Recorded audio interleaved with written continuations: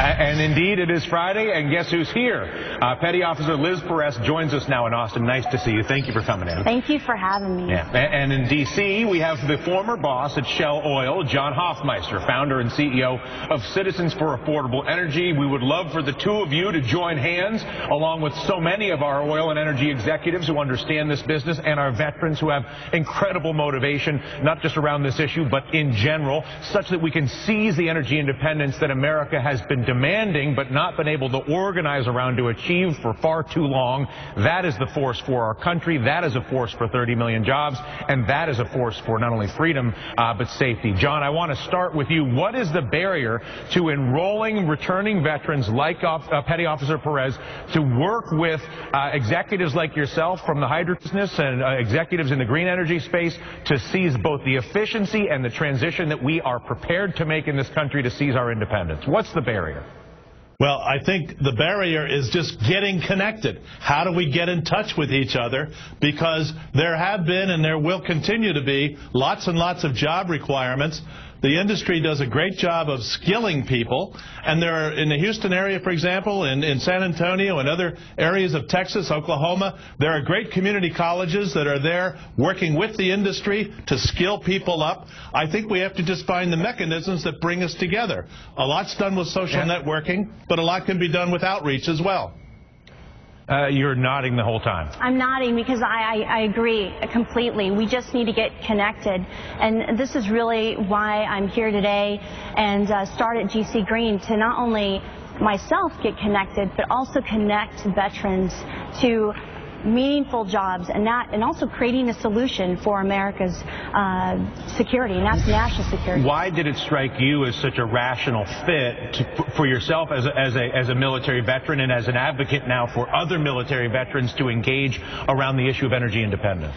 You know, after serving in the Navy, especially in logistics field in the Navy, and being deployed overseas several times, we all come back. I've come back with a different lens, and coming back home and looking at solutions. And part of that solution is not just talking about it, but giving our other veterans a hand and getting that training, and then connecting them not only with my firm or other firms, and take a look at connecting with other firms like Shell, that we can create a more secure America, protect our future, and that future is in clean energy technology. Yeah, John, there's clearly no shortage of veterans. There is clearly no shortage of fuel sources and an opportunity to develop those fuel sources of every size and shape.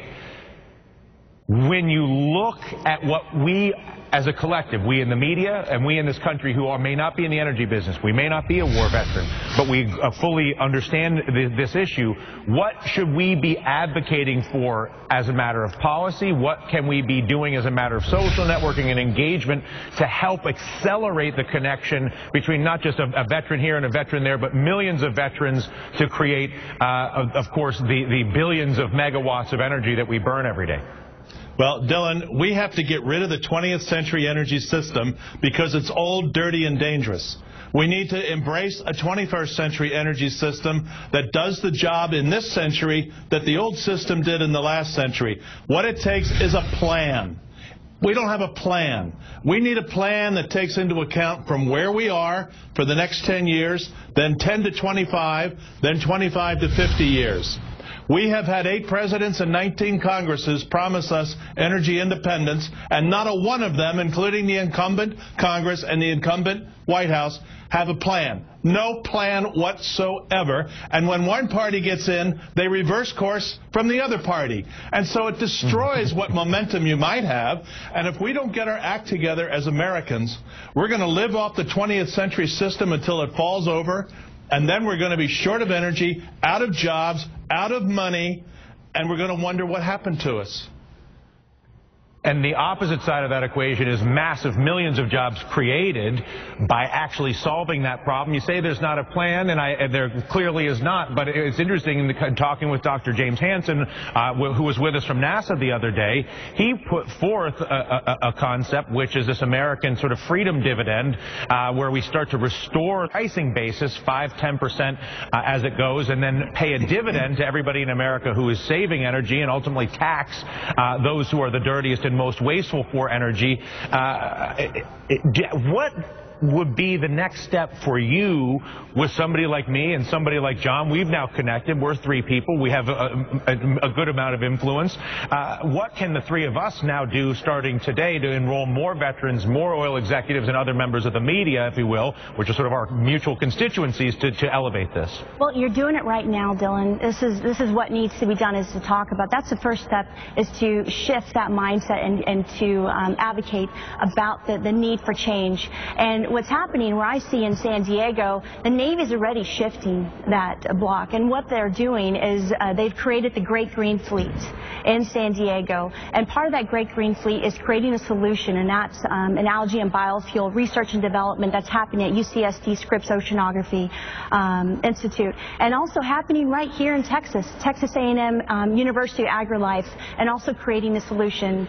So, to connect those dots with that research and development and with the other firms there, we also need to focus on, again, education and providing veterans with the tools they can do, what they need to continue in the clean energy field. Now, as an enlisted, I was not an officer, but there's a lot of enlisted folks getting out, Army, Marine Corps, Navy, Air Force, and they may not have that science background, but there are still jobs for those worker bees to go out there and create, to build those construction, to build the institutes, to provide the research and development, to be harvesting the crops for algae and biofuel growth. And what that is just really what the Navy's doing now, but connecting those dots with our military. Because when the military goes green, guess what? America is going to start going green. Is that John?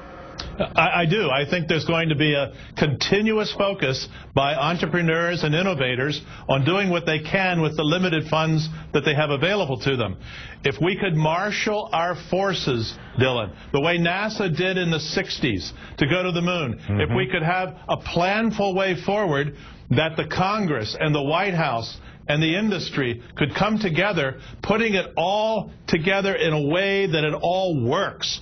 What military people bring to the energy industry are two great competencies. One is knowledge acquisition, and the other is discipline. Energy is a dangerous business, no matter what form of energy you're talking about. You need discipline and you need knowledge acquisition ongoing throughout your career. We could do a whole lot if we could just sit around the table as reasonable, practical people and develop a plan. Yeah. Well, John, what I'd love to do, as we're out of time here, is I would like to, at the very least, schedule a meeting between yourself, myself, and Petty Officer Perez. Maybe we can invite a few other folks. I suspect we all know a couple, and see if we, with our resources, can begin to elevate this conversation. Would you be up for that, John? Absolutely. Let's do it. All right. And am I not making this something? Most definitely. Okay. And really just and uniting folks like Operation Free, which is a coalition of veterans for clean energy. Yep. There's more veterans out there like-minded, just like myself, in terms of clean energy. I do not doubt that. Congratulations on what you've accomplished up to this point. John, thank you so much for your advocacy and your time. Look forward to talking to both of you guys sooner than later. We'll get together when we get off of the set, basically. Take care. From our generation's mission towards energy independence, you just heard it, to the civil rights